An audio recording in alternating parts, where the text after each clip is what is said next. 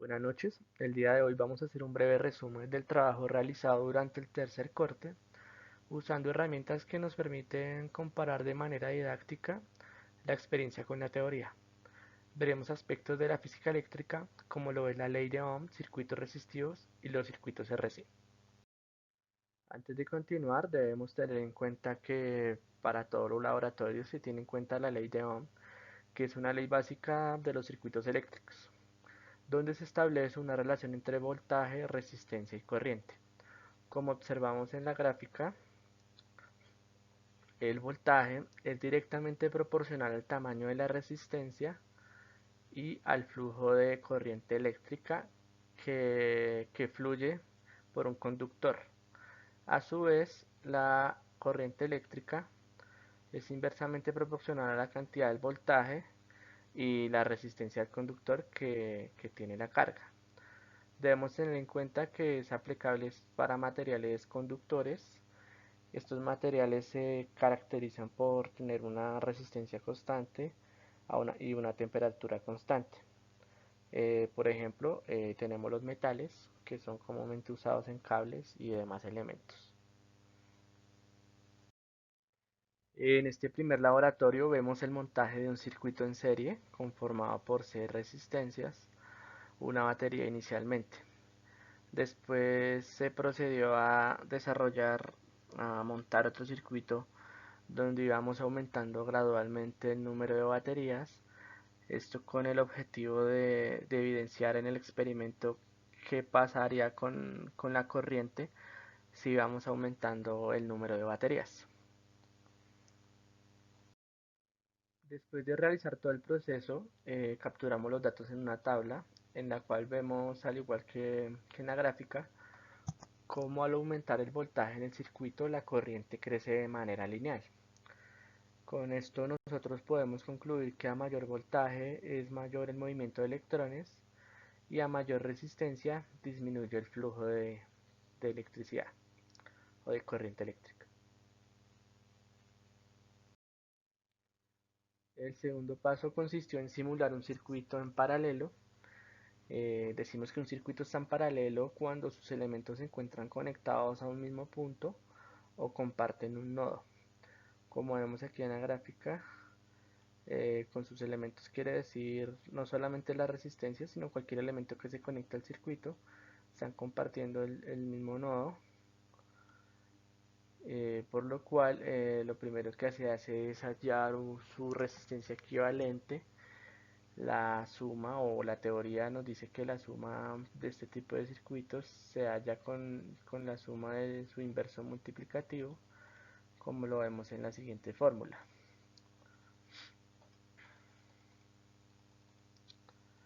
También nos dice que los circuitos en paralelo el voltaje se mantiene constante para todos los elementos, mientras que existe una división de la corriente en cada uno de sus elementos dependiendo del valor de este.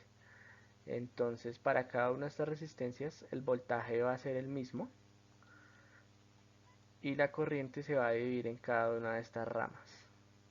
Dependiendo la capacidad de la resistencia, digamos el tamaño de la resistencia, se va a ver afectado el flujo de energía en el circuito.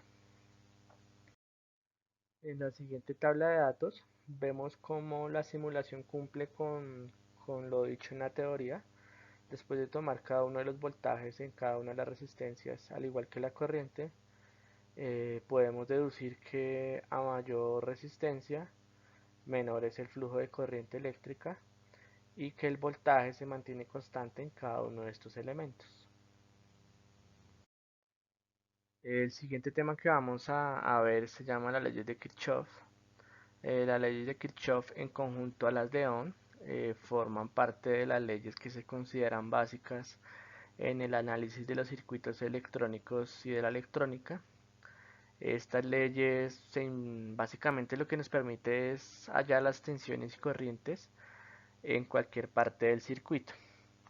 Como vemos acá en la imagen, este circuito no solamente cuenta con una fuente, sino que a su vez tiene otro número de fuentes, en específico dos. Esto hace que sea un poco más complejo pues hallar los tres parámetros que usamos para que deseamos conocer, que es corriente, voltaje y resistencia, por lo cual gracias a estas leyes podemos analizar mucho más fácil este tipo de circuitos. Se puede generalizar la primera ley de Kirchhoff diciendo que la suma de las corrientes entrantes a un nodo son igual a la suma de las corrientes salientes. A las corrientes que entran en un nodo le asignamos el signo positivo y a las que salen le ponemos un signo negativo. En el siguiente diagrama que hicimos vemos cómo se le asignó una dirección a cada una de las corrientes. La teoría nos dice que para poder hacer este análisis debemos tener dos corrientes entrando y una saliendo, o dos corrientes saliendo y una entrando. Todo esto para seguir lo que es la ley de conservación de la energía que nos habla Kirchhoff. La metodología que se procedió a hacer en este montaje fue seguir, digamos, todo el tema de sumar los nodos y las mallas, como lo vamos a ver en la siguiente diapositiva. Vale, acá tenemos la forma teórica en que se debe desarrollar el análisis del circuito. Como vemos aquí, acá, lo primero que se hace es el análisis por los nodos. Como vimos en la imagen anterior, teníamos dos nodos con tres energías, perdón, tres corrientes.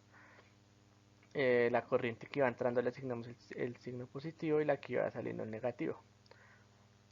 Al final esto lo igualamos a cero, partiendo de la ley de conservación de la energía que nos dice que la suma de las corrientes debe ser igual a cero.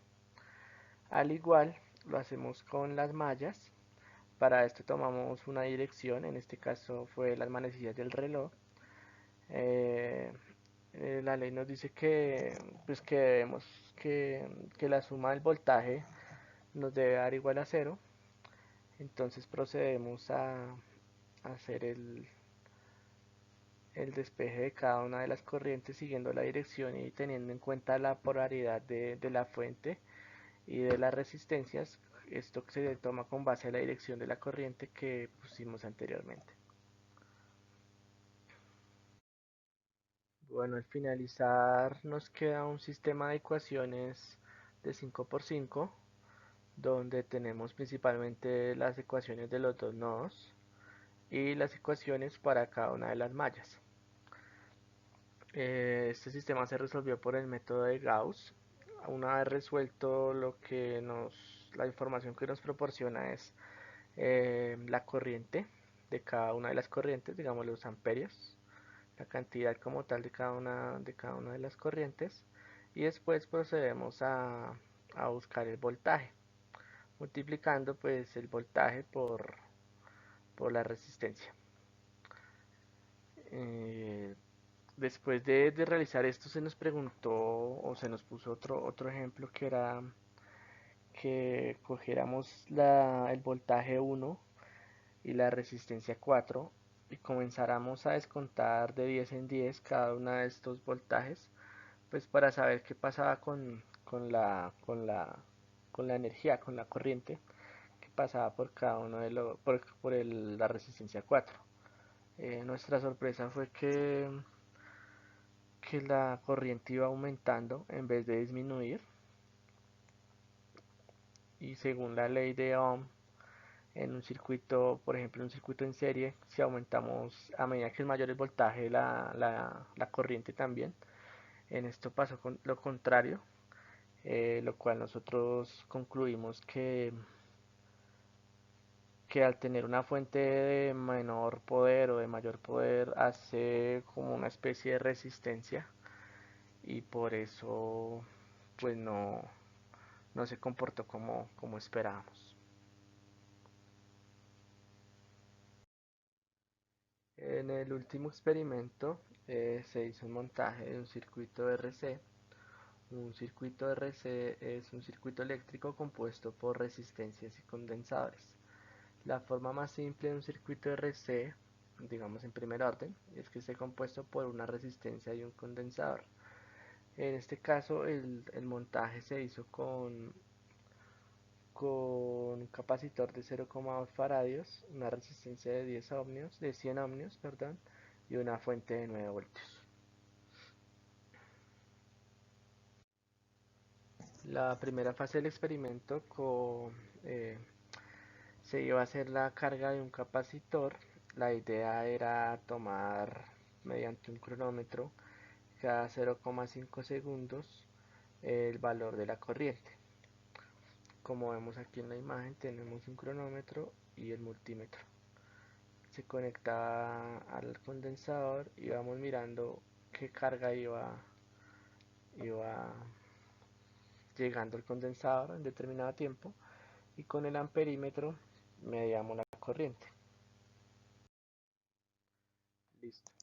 Una vez llena nuestra tabla de valores, se tomó aproximadamente por cada medio segundo. Vemos cómo la corriente va bajando de una forma asintótica hacia cero, y también podemos comprobar cómo la corriente inicial teórica, despejando la fórmula, nos da que un 0,09 amperios inicial, al igual que en la práctica. En el simulador también nos da este mismo valor,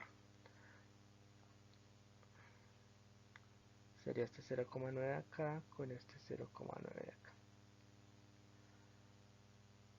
Listo, pues es el principio de la simulación. Vemos como el tiempo, como la corriente va bajando rápidamente, hasta que llega un momento en que ya no puede, que no tiene flujo, que el flujo de corriente va a disminuir y va a llegar aproximadamente a cero.